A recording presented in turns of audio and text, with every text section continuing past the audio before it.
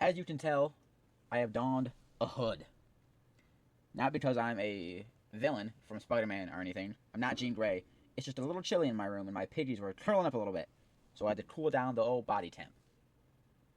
But if you could not tell already by the thumbnail and title of this video, I am going to be discussing my thoughts on a new Spider-Man movie. So if you have not seen it and you don't want spoilers, log off real quick and come back after you watch it.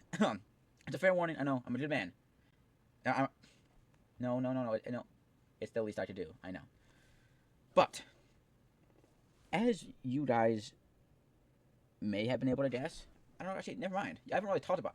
I'm just, I'm just so full of myself. I haven't even talked about Marvel on here. But I have fell off the Marvel train probably a couple years ago because they just made poop, and pee. That's all they've been making over and over, and it's just straight garbage. So I was very excited when they finally released Spider-Man because that's the last thing they have going for them. It feels like. But yeah, so the movie starts off with Peter Parker spending like 4 years alone, dude. Like 4 years, no friends, no hoes, like nothing, dude. Like, he's fighting, and you know, it was slowly paced well enough. He was um no friends, and he was like viewing like their Instagram stories and stuff, which is like cool. That shows they're like tapped in. They actually know what how it would realistically be.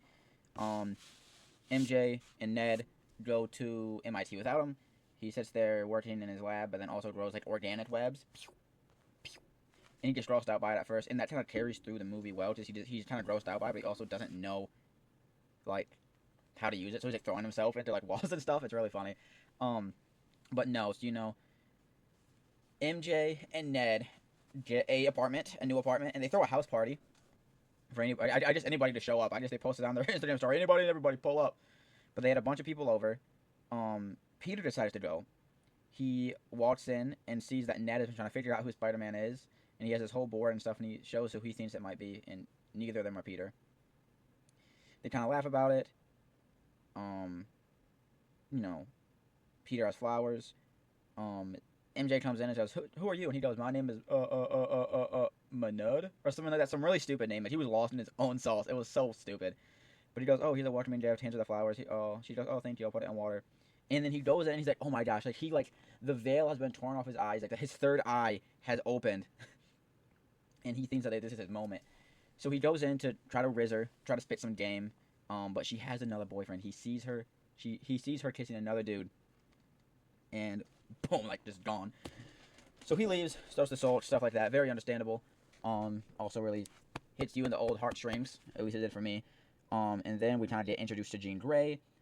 Spider-Man is working with the police and the CIA and the Defense Force. Um, and Jean Grey starts possessing people, back and forth, making them do stuff that they're not supposed to, like Scorpion and stuff.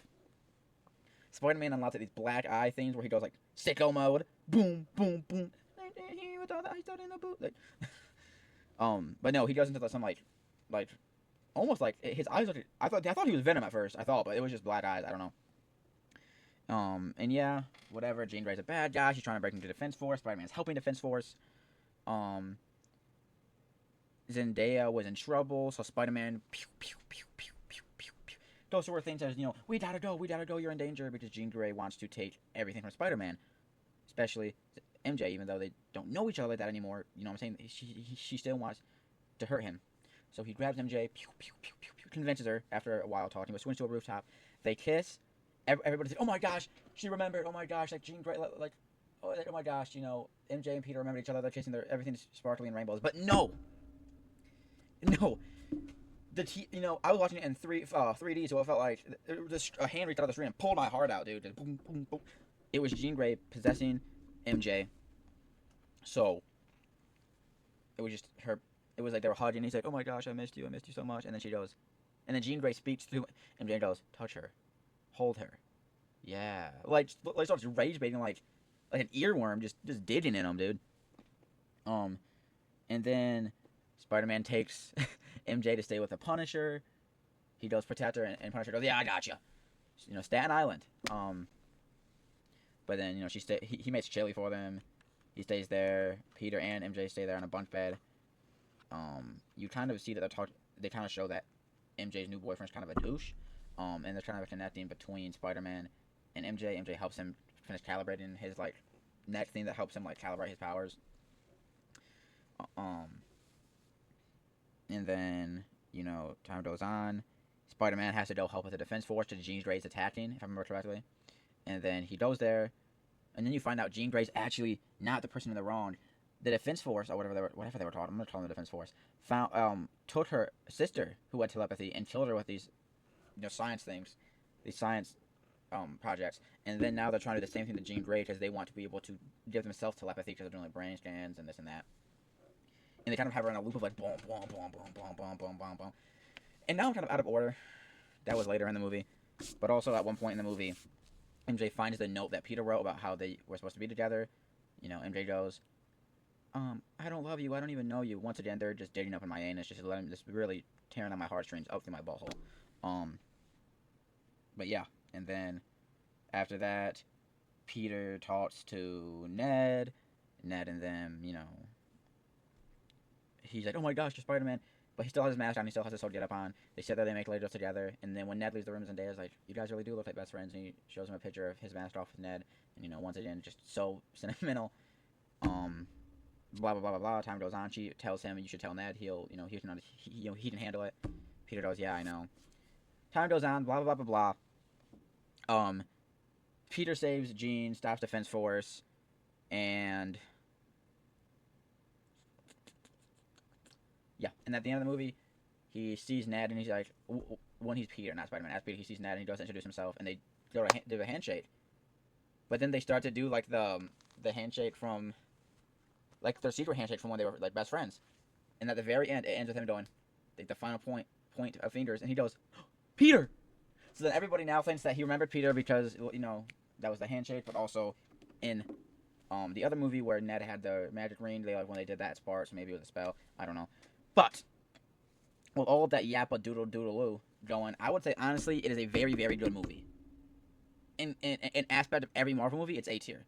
In aspect of like this decade's Marvel movies, it's an S tier. For me, at least, I can understand why people like Far From Home more, and I also really like Far From Home, and I obviously will say I will be honest and say Far From Home was better. Recency bias wants me to be like, oh my gosh, brand new day, but no. Far From Home is better, and I do really like those. But this one is really good because it doesn't feel like a giant multiverse thing where there's Doctor Strange here, and then there's the other Spider-Mans here, and this and that, and Mysterio and this. He is it's just him. He's in New York. He's working for the CIA, not the Avengers or nothing. It's just him, Scorpion, Jean Grey. They're not trying to tie in a bunch of other things. So if you are really wanting to see just a good old like regular Spider-Man movie, go see it. Tom Holland, he's my favorite Spider-Man now. You can hate me, you can shoot spitballs at me, you can give me swirlies. I don't care. I think he's the best. He has the best movies. I love the way he portrays the character. He handles both sides so well. And dude, he looked hot in this movie. He had like a naked scene with like him and Yelena. But yeah, I mean, yes, 8 out of 10, 9 out of 10, probably 8.5. I give it an 8 out of 10. 8 out of 10, really good. If you want to finally get a Marvel fix after the years of drought, I would check it out. And yep, that's all I have today. Peace.